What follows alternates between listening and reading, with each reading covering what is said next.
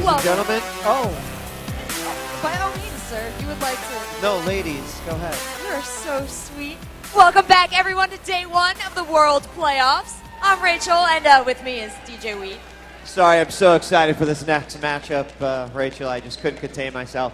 We have got widely considered the two favorites in Group B. We have Najin Sword going up against CLG.eu. So without further ado, let's bring out the teams. First up, playing as the blue team, they competed all over Asia. They are one of the most popular teams in the world. Please welcome to the stage Counter Logic Gaming EU.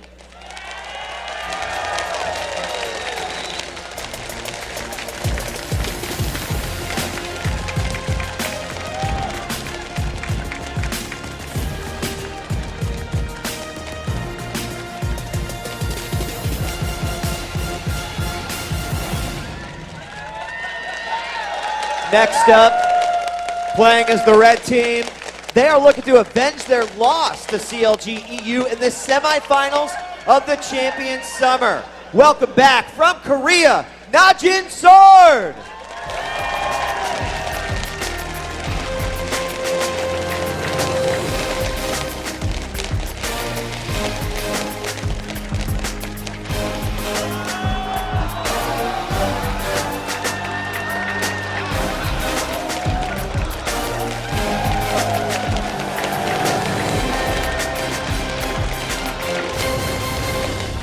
Both of these teams have a lot to prove. Let's shoot it over to our casters. Give it up to Freak and Riv. Thanks, guys. Incredibly excited for this matchup. You can see the players are having an amazing time out here. Are the fans having an amazing time? All right, guys. As DJ.eu mentioned, this is a battle between what many consider the favorites of Group B. What should we be expecting from this game, Freak? Well, we're going to see a very hungry Najin Sword. They lost 1-3 the last time these guys met in a best-of-5 in a LAN in a tournament in Korea. Now it's a best-of-1 in a LAN in a tournament in America. So really, really good teams here on both sides. And I'm expecting a tooth-and-nail match. But I've heard a lot of different predictions here. So talking with Team Solomid, but backstage before the matches, Reginald tried so hard to bet me that Dignitas would make it out of the group. So everyone's been saying these are the top two teams in the group, but maybe not. TSM really convinced that Dignitas can pull it out, and we saw CLG beat them earlier. Maybe they are the top dog here, but at the same time, Najin Sword really looking to prove themselves. We saw a pretty strong game for them just a second ago. And this is really a very important match for both of these teams, especially if Dignitas is to show up and be a heavy contender here. Both these teams need this win. So, Freak, these teams coming into this matchup, Najin off the win, is going to help. We haven't seen much from Counter Logic Europe, obviously, but they are a team to be reckoned with. They have a lot of strategies to come in here, and those are solid. They're not hugely innovative, but they work time and time again. Sometimes they falter. We saw that happen in Korea, but we'll see if they can pick it up here. Yeah, so CLG.eu, they're very, very strong, and we've seen them time and again, and we mentioned a little bit ago, this is a rematch of the on-GameNet Champions Summer League semifinals. And we talked to CLG.eu about their recent trip to Korea and what it's like to play abroad. To Korea, and I thought it was pretty damn cool. We were invited by OGN to participate in OGN Summer Tournament, but it wasn't really only for the tournament. It was also about having, for the first time, having a gaming house experience. And that's one of the main reasons we wanted to go to Korea, not just for the $40,000 tournament, mainly for the practice. We were a team relatively new together. We hit the professional scene rather late, in beginning of June. So for 2 months, every single day we were together. We're learning each other's weaknesses or strengths. We got regular practice against, the top teams in the world. Korean style is very, very aggressive. They just have the most good players in league. If you were just to tally up the number of super, super good players from each region, Korea would definitely have the most. We got whooped at the start, but as we progressed, we started fighting back. We had to adapt to the Koreans' early game aggressiveness to make sure we got to late game. So by playing against the Korean teams, we learned how do you respond to this aggressive playstyle early. We started off really well, did really good in our group stages, went 3-0, and then kept winning every week until we went to the finals. I think it was really, really nice to be in Korea. It's definitely something new for me because I've always been living in Denmark. Living in Korea was interesting, especially food-wise. You were eating different food every day. And Asian food is not really my type. It's like a lot of seafood. Their food's a lot more spicier. It's a lot more meat-orientated as well. Like you're eating, we had pretty much a Korean barbecue a lot of the time. Yeah, it's been an awesome experience. The tournament itself was absolutely amazing. Not only from the games we played, but also the production value and the venues was just on a whole new level from what we knew before. It's like the mecca of esports, so it's like really professional there. And it really brought us closer together. And I think from it, we became a much stronger team. I'd say if we survived those 2 months without killing one another, so I think we're good for the future. And there you have it, guys, straight from the words of their own mouths. It's so big to get that international experience. It pays dividends in the end, and you can see just how much they've really taken from it. But now let's talk about Counterlogic's opponents, Najin Sword, and their keys to beating CLG this time around. Freak, they're going to come in here, and they're going to have to make some early openings in CLG Europe. Exactly. This is really, it just plays into their playbook so very well. Najin Sword is a team built around Mach Noon. Mach Noon is a player all about fighting early, fighting often, and fighting hard, and everyone on that roster is all about that. You just saw CLG's interview where they said, all the Koreans play really aggressively. We had to learn how to deal with this early aggression, but even still, this is still what Mach Noon and co. really need to do here, is make some early openings in CLG. And we've seen it. It's a bit of the history. They have had trouble with it, but they need to close the game out, especially against Counterlogic Gaming. And this you really saw in the first game of the semifinal match where they opened up with a huge lead and it all turned sour at that one dragon fight. And this is back in OGN Summer where Yellow Pete refused to die and picked up basically a triple kill as Kog'Maw, just picking off the enemy champion at the very, very end. This can't happen again to Sword. It's a best of one. They need to come out strong and close the game out. They need to not throw that lead away. And Freak, the last point talks about top, but it's really about the bottom and mid lane. They cannot focus Wicked this matchup. Yeah, that top lane matchup is really, in Wicked's words, actually, the top two, or the best two top laners in the game. I asked Wicked, I was like, hey, can you beat Mach Noon? He said it doesn't matter. Why does it matter? Well, it's the best two players in the game. It's just we're gonna play. It's gonna be fun, but it's not a big deal. And we really think that what it's really about here for Sword is actually shutting down Froggen and shutting down Yellow Pete. Yep. Where I've always felt that Wicked's a player that no matter what happens to him, he bounces back and is always very successful in his gameplay, no matter what happens early on. Whereas the rest of that lineup, that late game back line dealing all the damage, you can actually shut them down. And when you have an aggressive team, you can put that pressure on, deal a lot of damage, and really bring back those late game carries. If you're worried about CLG making a late game comeback, and you delay those late game champions from really getting any items, there's no real leg to stand on, and that's what they need to do here. Now, he was let slip through and given to Jokers in the last matchup. The next key that comes out for CLG.eu towards Najin is to actually break Mach Noon from getting Shen. But from what we saw, that could also be Jace as well. So Mach Noon is really the star player. I mean, the team was built for him in the first place. He picked all the players. He's the captain. He's, really that big shot caller for that team. But the games I saw where Najin stood a chance against CLG.eu was when he actually had that Shen, because it allowed him to leave his top lane, support his bottom lane there with Prey and Kayn, and make sure that they got ahead. They could crush down on a Yellow Pete and kind of shut him out of the game. And I really felt that global presence, when you've got your best player and he can go all around the map, that's really, really important. Apparently Froggen looking forward to a Nivea in this game, putting the wings out. But again, they need to shut down Mach Noon's ability to roam around the map and assist his other lanes. They can isolate him, it's a lot better for CLG. And obviously something they can always rely on where they feel most comfortable is to play for the late game. Yeah, it's pretty much an easy key for CLG because they're going to do it anyway. They are all... Froggen, you're distracting my audience. I don't like you very much. But CLG, they're a late-game team. They've always been this way. Maybe they pull out something new in this tournament, but I really feel that they're going to build that late-game power, and they're just going to keep themselves strong and build themselves up through this match. And you know what? It looks like Snoopy's not worried about it. They just don't need to worry about falling behind. That determination. Snoopy refuses to give up. Oh, there's a smile. You can't break. There we go. See, Wicked's at least human here. The rest of them are cyborgs. And anyway, the final thing, though, for CLG.eu is not to worry that much about falling behind. After that semifinal match in the Summer League, there was an interview with all the players, and Snoopy said, yeah, we tend to lose in lane. We tend to lose early game. We're not really worried about it. We just win with team fights late game. And they said they've gotten better at fighting those early game battles, but overall, they've still shown the best team fight consistency of any team here. They're still great at late game. As long as they don't get down on themselves, they're still going to bounce back. All right, Freak, the Gay are in Champion Select. We're ready to jump in and see what Najin Sword and CLG.eu can put up for each other. We do have Skarner, Evelyn, and Nivea on the ban list already. So Two goes for CLG. Yeah, exactly. It's a lot of respect bans right off the bat, and CLG.eu banning out Jace as well. This is interesting. All the blue teams here have been banning out Evelyn as a primary pick. I think that's sort of denying that as an option for that 5th slot counter pick there, making sure that she doesn't kind of roll the game around. And the insta-lock looking is going to be Malphite, which does give Mach Noon Shen, if he wants it, which does give me a little bit of worries here. But I know Mach Noon's been favoring Jace and Malphite both a lot as well, so I guess that makes sense to deny that Malphite away. It's going to give Wicked really good initiation overall in this lineup.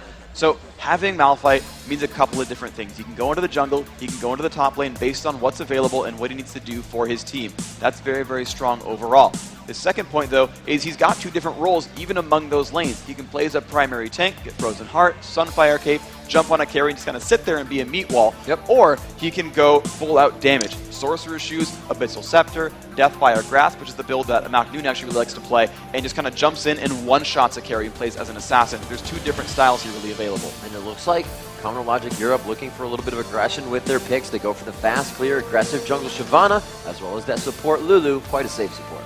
This really sets them up for a very huge, beefy front line. So Snoopy's going to be jungling there on Shyvana, and anything that's backed up with a Lulu just makes tanks that much better. Her ultimate just synergizes with that front line so well. It grants bonus health, and it grants them an aura that slows nearby enemies. So when Shyvana or Malphite dives in, then gets that wild growth triggered, there's not much that they can really do. This tank is now slowing everyone around them. You can no longer evade this guy. He's going to completely just dash the hopes of your opponents. Now Najin Sword, they rush to pick up Ezreal, who's very safe. He can kite around, he can dash to the back, he can get away from a lot of things, but he's still a bit frail, and he still, has to, kill the front line before he can move on to kill the back line. So if they can put a giant meat wall in front of Ezreal, they can really delay his damage output and keep him from killing other champions. And we do see somewhat of a team that can poke a little bit here, and there is another one that will as well, the Orianna Sonograb.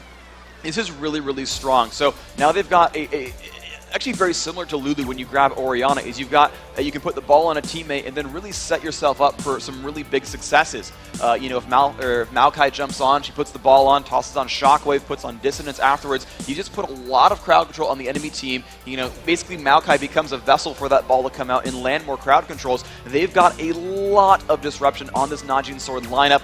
If someone initiates on, they can keep locking up CLG's lineup and keep picking up kills. They've got crowd control in so many places. Ezreal starts out strong and doesn't fall off. They've got a lot of power overall in this group. Looks like Yellow P is on Tristana, has not locked in yet. We do, however, have that Karthus lock, and they're really looking for a safe pick for the AD carry.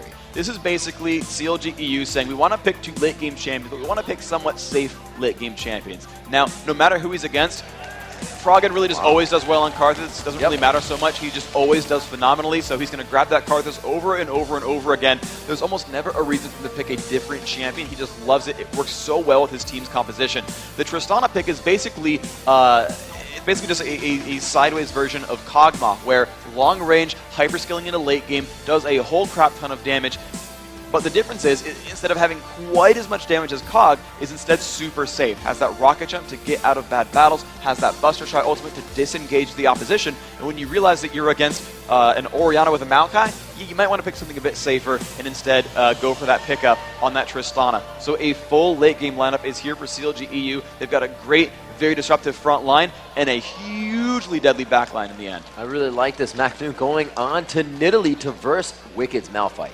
So this is very, very interesting. Mach Noon going for that Nidalee wants to play a heavy assassin role, which is scary to me because they're against Tristana, who's going to be able to escape from these kinds of situations. And Nidalee's mid game is very precarious as well. You often see it being an AD Nidalee who runs for a fast Trinity Force and then builds tanky from there and does all of her damage in Cougar form.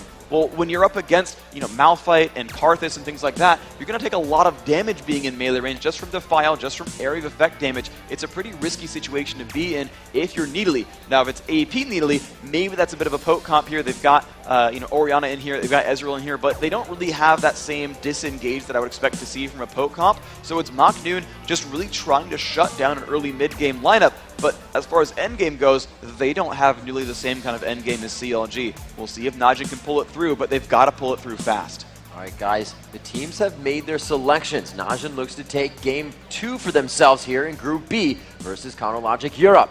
The teams are going into game right now, guys. If you would like to see Najin take a second game as they go back-to-back, let's hear it for Najin Sword.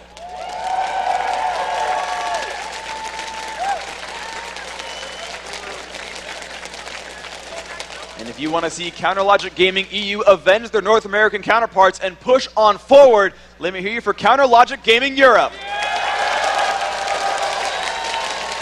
The name still holding true and strong on American soil. You can see that those cheers very much so behind CounterLogic, but the Najin fans are also in the crowd as well. And we are now ready to go in game. Najin Sword on the red team. Blue team is going to be CounterLogic Europe. And I have to say, a very somewhat, not very somewhat, yeah, that works out well, right? No, very it's great. You're somewhat. good. I'm going to keep going. Nice. Squishy, but really no team. You're going to see turret dives coming from Najin Sword. This team does not look like they can play aggressive under turrets. A lot of them are squishy compared to the Malphite Shyvana and Lulu coming in with shield as well. So we'll have to see what they can do. It just works out. They've got enough elements that of champions that can just kind of make those turret dives just barely work. So Maokai can disengage from a turret with Twisted Advance. It'll drop him off that turret aggro list, and the turret will switch to someone else. They've got heals and shields coming out from Song and from Maknoon. They've got a pretty decent chance of this, of opening up a turret dive and following through with the various supports around the map. If you look at the bottom lane, again, you've got Kayn on Sona. When she heals a teammate, gives an extra armor and magic resist boost as well. So in any lane, if someone dies, there's someone there to grant armor or health or a shield and keep that person on that dive. So they've got just the elements they need, just barely. It's not one of those primary tanks like an Alistar who hits level 6 and laughs at all damage forever, but they've got what they need to actually make those dives happen. The scary thing, though, still, is that they're trying to dive champions who are very, very safe. Trying to dive Lulu Tristana is going to be super hard, especially Tristana with Cleanse. Yeah, that's going to be huge. She can already jump away, then cleanse that out. It's going to be very safe. I don't think we've said it enough, so one more time was perfect. A minute and 30 into this one, no invades coming from either side here. We do see that Maokai starting at his regular rates, and it's just going to be Malphite down with Karthus. They're going to go ahead and grab that. We've seen a lot of teams doing this now. If it's not going to be a jungler that specifically needs that blue, they just go ahead and give that whole lane to that top side. And it's a really good way to just share resources amongst your team and make sure that you're kind of capitalizing on everything. So Yellowpea and Crappo right now finishing the double golems, pulling actually the Lizard to give Snoopy a nice easy start on this red, and they'll still be able to walk in a lane in time to not really sacrifice much experience overall. On the flip side, Maknoon not doing much but dropping traps around the map and trying to keep himself safe. So there's a bit of an advantage here for CLG.eu right off the bat. They've got just a little bit more golden experience to share amongst their team. And that blue buff now going to Wicked as he makes his, actually going to middle, I should say, as he makes his way top lane. So he's going to be actually quite hurt coming to this one, but Maknoon has expended his mana, so he won't be able to harass as much as he would like. Wicked trying to get that passive to come back up before he moves up to that Maknoon. I believe it was actually on. Shield quite low at level 1. There it is, broken, and the harassment already starting from Maknoon. Invasion here by Snoopy in the jungle. He finds Watch, and going into the bush, he wouldn't allow him to take the red. He is going to push the flash out, and that is a lot of aggression taken away from Najin Sword from the jungle. The difficult thing, though, is Snoopy does not have his smite back up. He's going to pull onto this Lizard. They've actually pulled Frog in to kind of fence out and zone away Song, so no one's really here to stop this.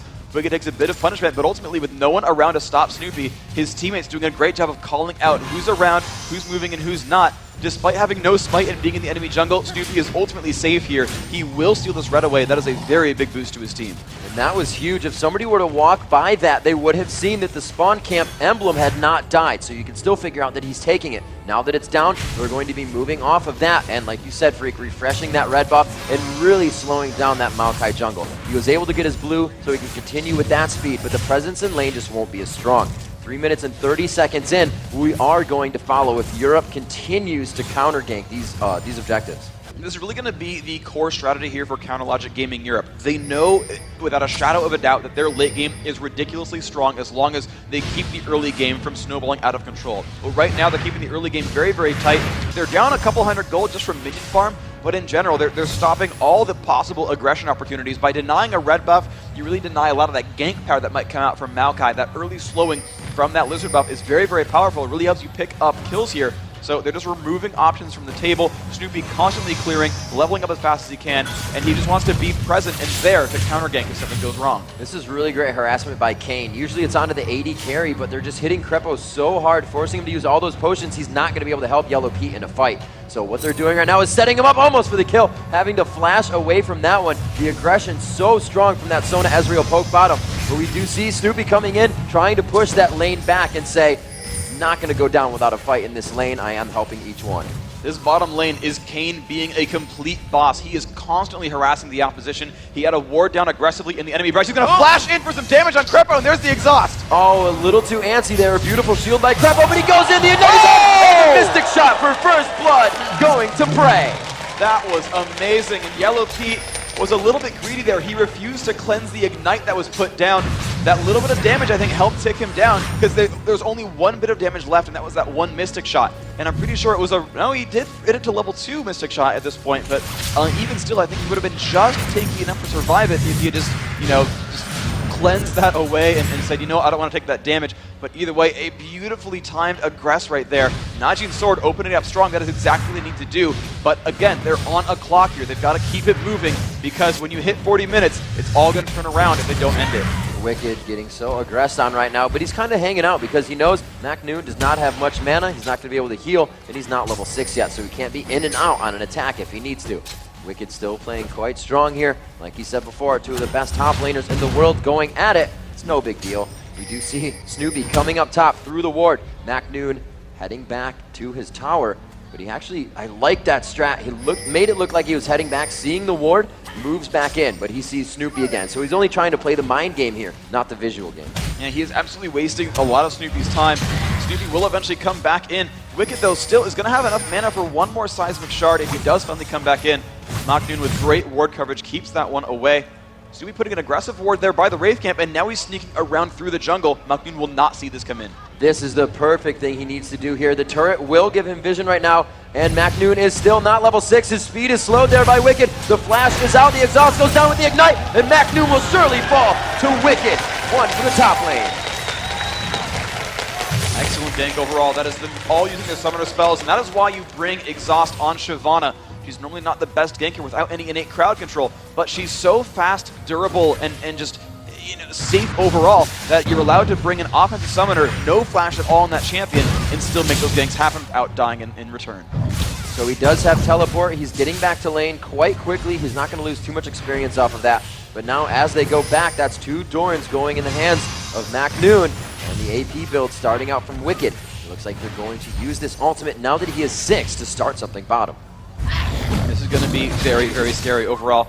MacNoon putting on some aggression. He used his summoner teleport here, MacNoon, so he's not going to be able to really roam around the map. I actually don't like that very much. As soon as Needly hits 6, she gets a giant spike in power, and with that bottom lane only being 5 and 4, that's actually a very huge relative power jump. So, she really would be able to bully out these champions and make dives happen, but that's not going to be the case here. She's actually going to stay isolated in the top lane for a while and hope that Wicked won't leave either. They did see Malphite coming around there. There's that vision ward in the brush. They're going to stay back here. It looks like they are making for the counter gank. Prey actually fires one off. They know that this fight will not go well with Unstoppable Force, so he gives away that they have a ward there. He didn't even want to deal with that situation. Sometimes you want to bait it out, Freak, but that was smart play there with the amount of strength they had. Yeah, even though they had Watch waiting around on the wings, it was still a level disadvantage. If Kane were 6, they'd say, sure, go for it. Oh, and as soon as he leaves, they are going to get the kill down, and they just play the momentum of that bottom lane. Hitting level 6 first is always a huge deal. That is exactly what happened there. They said, okay, Prey, you've got True Shot Barrage, go. No matter what happens, the root will last long enough, and we're going to give that kill onto Crepo. If Crepo were 6, he might have withstanded that damage, but that's what happens. One early advantage means you've got a half-level window to jump when you've got ults, and they don't, and they played that one perfectly. MacNoon throwing a ward down at the blue bush. They're trying to really get aggressive warding down here. Yellow Pete getting a little more range on his shots, and you can see he's harassing a little bit more with that as his passive makes that range longer and longer per level up. Snoopy down bottom as they're waiting. Prepo to get back to lane. The turret's very low here. They've prepped it to be taken down. The aggression from this lane is definitely to dive this turret after it's taken. And Yellow Pete has been staying there quite a bit. We saw Prey pushing him back past the turret as they were farming the minions there. And they have their own minion wave coming back up on this. So they should be safe for now. And we'll see Snoopy return to the jungle. Yeah, ultimately, they can't aggress on Kayn. He's level 6. Sona has Crescendo and Exhaust up. There is no dive in the world that would work on these guys. As I say, they're probably going to die. Crescendo goes out. The power cord killing Yellow Pete right away. They turn this one out. Keep trying. Crepo taking a lot of damage. The shield is on. Essence Flux. The caster minions could be the kill, but Prey finally gets the basic attack.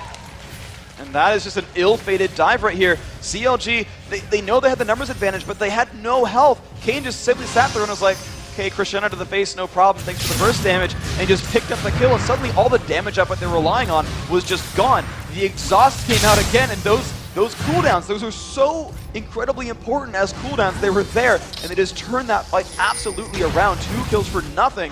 Najin's sword, not only are they making the aggressions right here, and then of course as they have matches where they go for the dragon, picking themselves up even farther ahead, but on top of that, they're just getting kills thrown at them as well. This is exactly what Najin's sword wants. So that turret goes down, a little bit of a gold lead coming in, 3,000 there. Dragon goes down, and they make it 4,500 gold. It's going to be very big for Najin as they come into this game. Kind of finishing some good items, just the boots of mobility for Cloud for Watch to get those ganks down for himself. Healing up off of his passive, continues to go around, but here comes Requiem. It may find him 2 kills, but no, Watch has just enough health, and we see Macnoon go down. That was actually absolutely perfect play by Wicked, who actually kind of baited some aggression at the turret, and as soon as Macnoon pulled turret aggro, he immediately jumped the Unstoppable Force, bursted all of his cooldowns, including Ignite, and said, Froggen, pick up 300 gold, man. It was very, very good coordination overall, and really good reflexes, Wicked knowing that Macnoon just overextended, and he was going to be low enough to get killed. CLG getting some pings down bottom saying, I think somebody's in this forward bush, and we can actually see Prey playing quite aggressively as well, going past that river, no wards as the jungler comes up above him, or support rather, in the jungle. They're going to be able to get those safe wards down, going towards Dragon, making sure it's all clear, but they're going to ward Tribush, and that gives them a lot of room here. Warding that Tribush allows them to see everything coming from the opponent's jungle, and not just down the river. Pings going down in mid, and they say they put a ward there, so be careful. This is really just great ward coverage overall. If you want to check down the mini-map at the bottom right corner, these are the 2 major ward spots you care about when you're the red team. It's the ward by the Wraith camp over towards the middle of the map, and then that ward by the Tribrush. You cannot get into the river as blue team without running by one of those, and of course those are the other 2 major gank spots, going through Tribrush to lane sneak or just kind of coming down the jungle. So they've completely shut off all of the aggression opportunities, with the exception, actually no, not even with the exception, because they've also warded their very bottom lane brush as well. So there was simply no way for Snoopy to sneak in and screw up their bottom lane. And what Najin's sword is doing, once they've killed that first turret, is they are now freezing the lane. They are refusing to push. They are letting these minions push out to their own turret. Again, they still have the ward coverage to deny any pushes. A flash in from Froggen. He pulls Watch under the turret. He takes some unnecessary damage. Here comes Snoopy. Snoopy and Froggen get the kills assist. And it looks like Song will stay to fight. He has no mana left as he throws out auto attacks, but they find the kill onto Snoopy to trade the 1-for-1 retribution.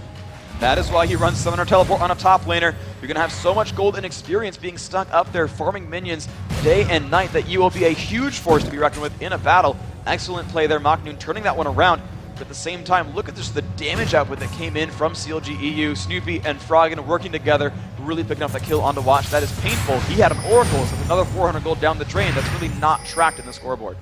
Macnoon completely healing that Q damage as soon as it came off. He didn't even see it hit his health bar. And he does have quite low mana here, taking a bit of damage there, puts himself in and out of bush. Not really going to help him too much, denies vision, gives him a little bit of speed, but he's really just going to push this lane up into Wicked's face and try to continue to break that passive as his. Take some damage down after that. The red buff will also help, and he can really kite this lane. Like I said, out of mana, doesn't really have to use that in Cougar form, just has to wait for the cooldown. So he's not in a terrible position, but still, Macnoon playing up to his regular aggressiveness. He is playing this lane as perfectly as possible. You look at the minion farm, it's 52 to 108. And he's got a Phage and a Lizard buff, meaning if he ever pulls an advantage, he can just completely shut down Wicked. Just watch him try to run away. That movement speed steal from Seismic Shard lets him run from that battle. But in general, he's going to have a horribly tough time fighting Macnoon here. Yeah, it does look like he leveled that shard up already. Going for the ground slam and does not yet have anything into brutal strikes. Goes ahead and takes a chunk of MacNoon, and MacNoon says that's enough of that situation. I have 964 gold. Gonna go back and finish an item for himself. And we'll see if that'll be boots. He may not need that just yet due to his passive, but he does finish those Merc Treads to cut away that, to give him tenacity, to cut away that crowd control that Malphite will be doing. Now top lane, as the bottom turret goes down, you see them transfer up to the top rate. This is really very typical for a team that starts to play very aggressively. You normally see this kind of play when you lane swap to 2-on-1 lanes from the get-go. But either way, what you've got here is Najee and Sword saying, look, we picked up one turret, and now we could build a total lane mismatch here by putting our AD carry and support up against just a 2 versus 1 against Malphite. They're going to go for a lot of turret pressure here. CLG must react to this or lose even more early game advantages. Snoopy waiting in Baron Den, knowing that Kane is kind of in that bush and he wants them to come down and ward. Little does he know he already warded. I don't think Snoopy has caught that one in front of him with his Oracle just yet. They are setting up top. They know Crepo is with Wicked now, so they got to be thinking, besides seeing Triss bot, actually, where is Snoopy? Chilling out in Baron Den. We see Orianna going back once again to grab the Wraiths. More CS and minion kills. 165 now for Orianna to 182 of Froggen. That early bloom up top lane is going to be hit hard. Kane goes in. The crescendo stops them, but the wild growth comes out, popping up prey. He had enough time to just while out on that CC, and then they continue to go after the fight. A sliver of health for Snoopy, but Wicked is still quite tanky. We're going to hold off on this and run in with the minion wave. Middle lane going down. Froggen gets hit hard as MacNoon transfers from top to mid. And that was just amazing reflexes overall. Actually, the fight might still be on. Watch taking a lot of punishment. Prey and Wicked now standing off in that lane. Snoopy with a really nice move. He knew that ward was actually in that river and simply ulted over that Baron wall, tried to flank on behind his opponents. The unstoppable force nearly catching Kane, but he had the reflexes to flash it away and not get harassed there. He managed to turn that fight around and make it safe. As you mentioned, MacNoon making the plays in mid lane. There's a second turret kill picked up for Najee and Sword. They want to keep this pressure on. Again, they are on a clock, and the clock only has about 20 minutes left. They need to keep this game forward and really push to the point where even the late game scaling of Karthus can't keep this team alive. If you look at the farm, he's getting there. He's got 180 minions. He is still rich overall. He's containing most of his team's kills. Froggen is going to be the playmaker here for CLG.eu. Watch him. He's going to be the guy to make things turn around. That super early Bloodthirster coming in for Ezreal. It was about 15 minutes actually when he had that. He already has about 30 stacks. He does have 30 stacks on it. You see there's about 80 gold right now in the hands of Yellow Pete, and he has that BF Sword and Scepter. So he's got a good 700-800 gold to go before he can get that. See now as they take down Dragon, that gold going to Najin, and that is just going to put them up 7,000 gold at 16 minutes.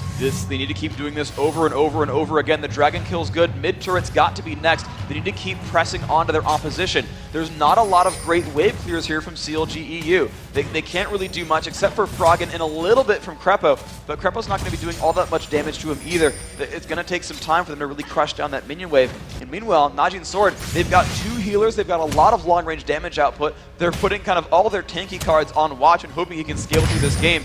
And that's actually one small deficit here for Najee and Sword. Watch now with Boots Mobility, his second Oracles as well, only 2 assists and kind of low minion farm. Watch is going to be very, very frail throughout this game.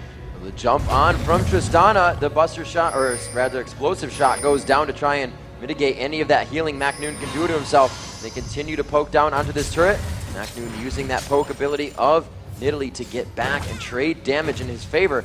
Looks like he will be returning to base as well with 1,700 gold in his pocket. Gonna get some good items for him, and he'll definitely feel good in that solo lane by himself, picking up the Sheen and starting the Zeal to his Triforce. Now, Counterlogic Gaming Europe making a good move, pushing for that bottom turret, but the teleport from MacNoon is going to stop them. They all run away afraid. They actually had a ward, seeing that Song was running down as well. They did not want to put themselves into a bad fight situation. Really what CLG wants to do is buy time. By starting a turret push and then saying, oh, okay, you're showing up, cool, we'll leave. They just bought another few seconds on the map. And if they keep making moves like this, forcing Najee and Sword to run around and react to them over and over, they're going to keep buying that time and keep building themselves great advantages. The difficulty here is it looks like Sword knows about this golem. They actually do have it warded. They're going to make a play here. You know, Freak, I'd say at some point it's going to be very scary for CLG.eu to fall this behind. Froggen gets almost wiped out instantly. It only took a few spells. Kane follows right behind him in the 1-for-1. The focus is on Snoopy, and all the Najin health bars are still halfway full as Wicked drains down to nothing. Double kill coming in for Prey. Mac Noon following from the backside as we have a slow coming from Crepo.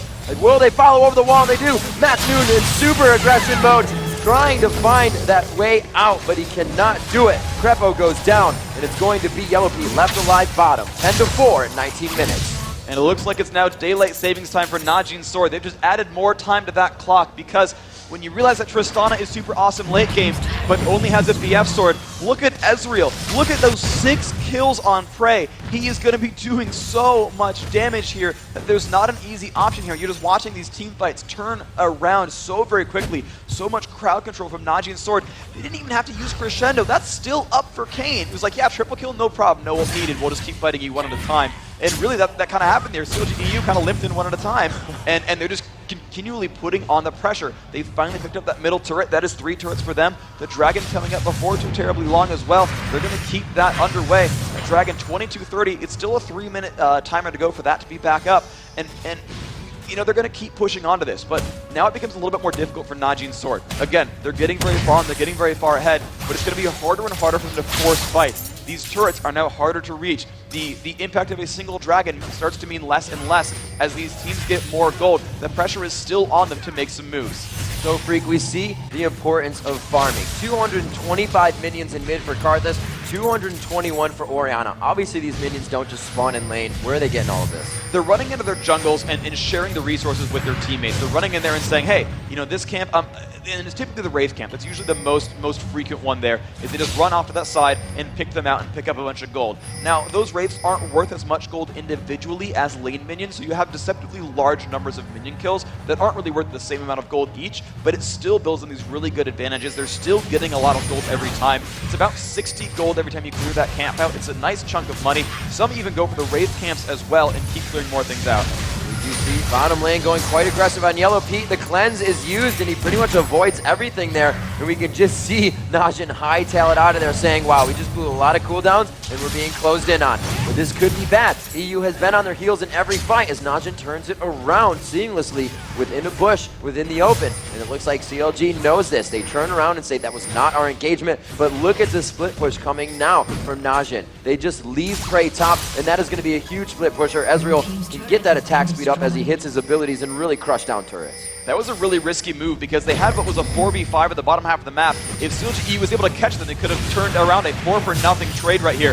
Froggen in a duel with Prey, doing so much damage back to him. Can he pick this up? Oh, he gets the heal. That may be very helpful for him. Wicked is there, however. They put Karthus on the other side as the flash went down. A lot of damage going towards Wicked. He unstoppable forces out of the fight and gets Crescendo to go down. After using his ultimate, the focus on Crepo will for sure be a tower dive. And another double kill coming in for Prey.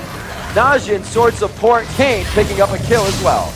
And now up 12,000 gold. They're going to make a move for Baron. They feel strong enough that they've got what it takes to kill off this epic monster here before 22 minutes.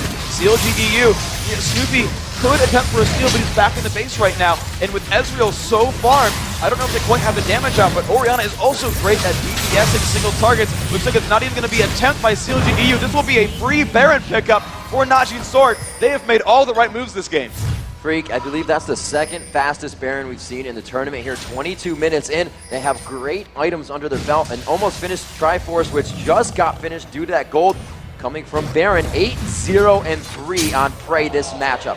So well chunked down, just missing that.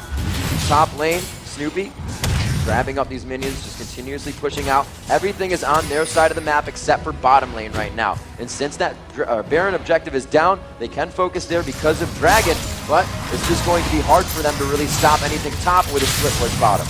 Exactly, and they're just continuing to scale as well. It's the one really big saving grace here for Najin's Sword. While a lot of their champions are mid-game focused, any attack damage carry, especially ones like Ezreal, will scale phenomenally with items. And if you compare directly those two AD carries, you only see a 60 minion kill difference, but actually Prey has about double Yellowpete's gold. They're about to duel. Watch how easy this is for Prey.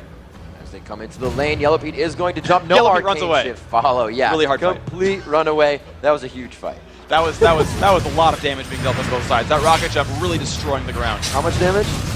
A little. Oh. They didn't actually kill anyone. I can't say it.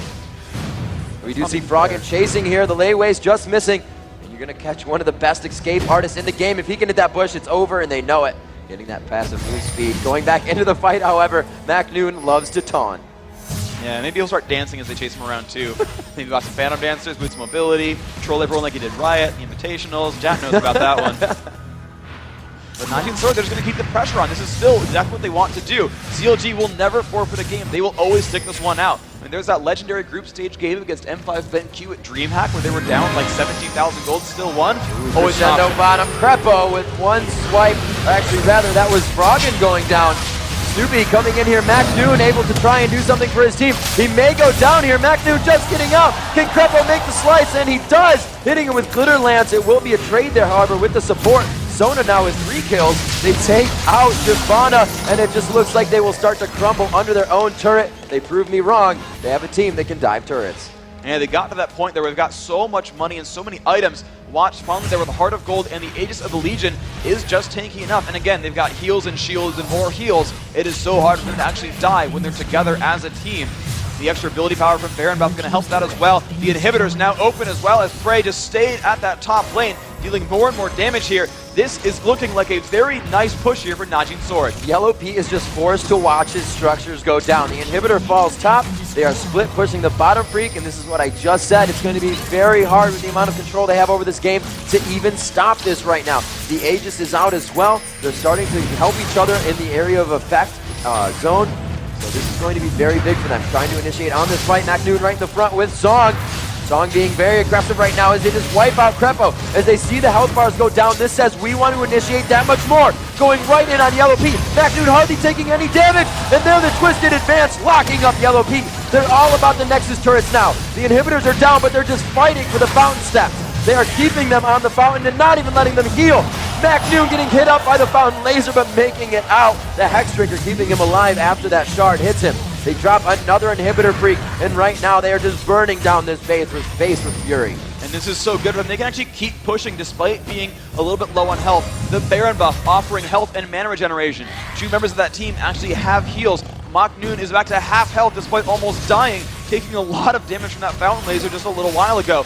They are ready to push down this mid lane as well. CLG knows it. They're actually set up and ready to defend this. They know that they can really not hold against 3 dead inhibitors. But look at the burst. Froggen taking a lot of punishment as punishment for trying to be, nearby to the enemy team, and they're just going to keep pushing forward. Another turret is about to go down. This is not going to be good. They have a little bit of time to work with here. EU needs to at least hold off for 3 more minutes. At 29:06, that Baron is going to come back up, and they need to dance it out in the best dance they've ever had of their life. Najin is so far ahead right now, 20,000 in gold, and they have 8 turrets to 0. They have a complete shutout game going for them right here, and that momentum from the first game is just carrying over in numbers. Oh, wow. And Najin Sword finally getting themselves back into the base as well. Just bought a whole bunch of items. Zeke's, Shirelia's, Rabbidan's Deathcap, another Oracle. So, hey, why not? Let's bring 2, sure. They are just completely scaling throughout this game. You can see a 20,000 gold lead.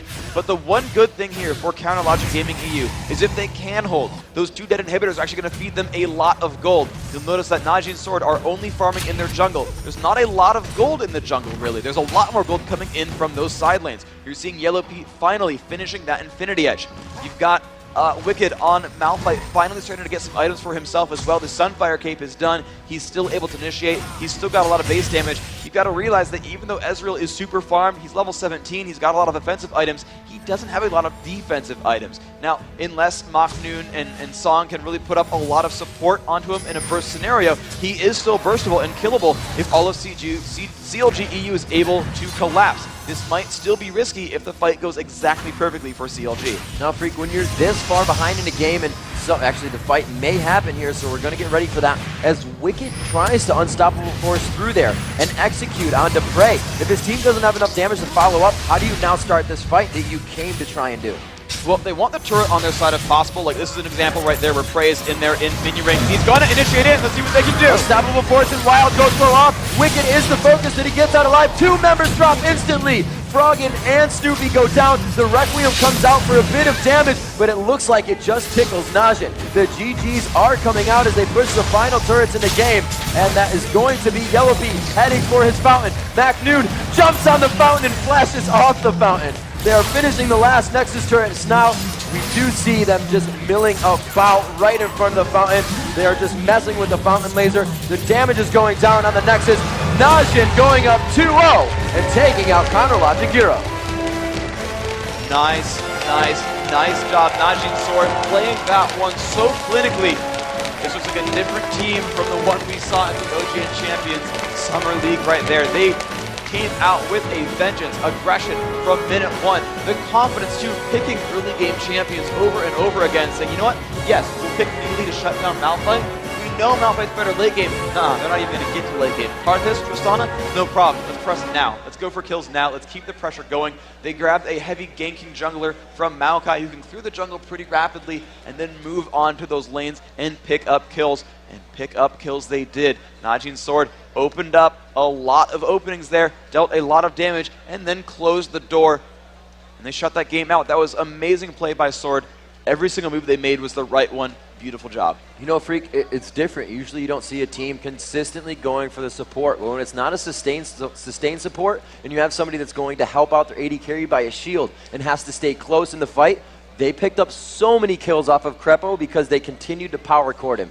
Just Kane doing such an amazing job, continuously harassing, setting up that lane to be ganked, and just killed whenever they wanted. They prepped the turret really early, they were diving under it, and they were just having the time of their life in that bottom lane. Yeah, it was just absolutely perfect. It was a full poke lane with Sona Ezreal. When you've got a lane like that, you just keep looking for damage. And it seemed like Crepo just wasn't quite ready for that. He kept taking harassment over and over. And I don't want to clown on him. He's an amazing player overall. But that lane really was opened up by Najin's Sword and especially Prey and Kane together, opening that bottom lane for all the aggression. So now let's take a look at what that means for Group B so far. We are halfway through Group B. We've got a lot of games played. Let's see what the standings look like here. Najin's Sword starting up at the top with 2-0. CLG.eu, a little bit of a mixed bag here at 1-1. We're going to see Saigon Jokers versus Team Dignitas up next. The thing to remember here is there is still the option of all sorts of crazy, weird ties to still play out here. We've got a lot of games still left to play. The last 3 matches coming from Group B, we still don't know quite who's going to come on through. It's going to be neck and neck. These guys are fighting for elimination with a chance to move on to the quarterfinals tomorrow. So, Freak, how do you feel about a game? If you were in this one, I love Froggen's build as well at the end. Selling out and buying 4 haunting guys, just knowing. But coming into this game, when you can't even build what you need to build, your composition isn't even working, then innovative strats need to be brought in. Is there any way to really flop a composition to work a different way while in-game like that? I think really a lot of that was more their play style than their composition. Okay. I think they weren't prepared for a lot of the openings that were made. I think the general builds they were going for, the champions they went for, those were all still going to work actually quite well. That it was just getting caught out one too many times. You know, we saw that gank at bot lane where they threw away a double kill by jumping onto a Sona with exhaust and crescendo. It was just mistakes made in game. I think they had what it took. They just made a couple of bad decisions. Now, we're going to see one of those game-winning pushes up on the replay to see just exactly what it took for Najin's Sword to close this game out. You can see as they go up into that mid lane, it is just Prey dealing so much damage. Wicked dives in. There's that combo. It's Lulu into Malphite. The knockups everywhere. But there's too much damage. They're so high level. They withstood all that burst. And you can just see how little they cared about Requiem because it's only 28 minutes in. Froggen doesn't have 7 items yet. Normally he does by like 35 or so. But it wasn't that time just yet. There's not enough farm for him, and they're just an unstoppable train at this point. When you're a team based on damage more so than utility, all you need are gold and items, and they were not able to get those, that gold and those items. They were not able to sort of scale up throughout that game. That was Sword putting on that pressure and making that one happen. You know, Freak, the way they played, and when you're winning in a game, it just opens up so many avenues of ways to win. Usually you see the top lane pushing, but that was all Prey by himself, pushing top, double lift style into the base with Yellow Pete on him the whole time. Just like Double Lift had Shen on him the whole time. Just continuously knowing the mechanics, knowing the limit of your champion and saying, I can get the most out of this right now. And having that in different parts of the map, knowing that your team just has a complete upper hand to dictate the game is really what just made it look like that was an easy game for them. And it was a couple of tricky risks as well, though. You know, the dives early on, the pushes on the turrets, especially that split push where they knew it was 4v5 on the bottom lane, and they still went for it. They actually still went aggressive. Sword, they went in, oh, there's 5 of you? Okay, we'll back out. I think Wicked went back. Now let's go back in and try to bait some more effort out, right? Let's try to keep them, down to this bottom lane. And the entire time, Brazier like, no, I'm not helping you guys. I'm going to kill a turret. Like, don't worry, you guys are fine. I believe in you, right? And so, to have that confidence to say, it's hard to kill secondary turrets. It's hard to get turrets number 4, 5, and 6. It's a bit difficult overall for a team. And one of the best ways to do that is to split push. But you have to have the confidence to sit in that 4v5 and the mechanics to not give up those kills. For 8 was pretty easy. It's 1v0 for a long time. He just started killing minions and the turret fell. That was not too bad. The rest of that team to have the confidence to still pull that out and not give anything up, because that's where you open up comebacks, when you make these silly little mistakes where you get outnumbered on purpose, but it worked out for him, so really great play. All right, guys, so coming up next, we see Dignitas go up against Saigon Jokers. We'll be back in just a few minutes with the League of Legends Season 2 Championship matchups.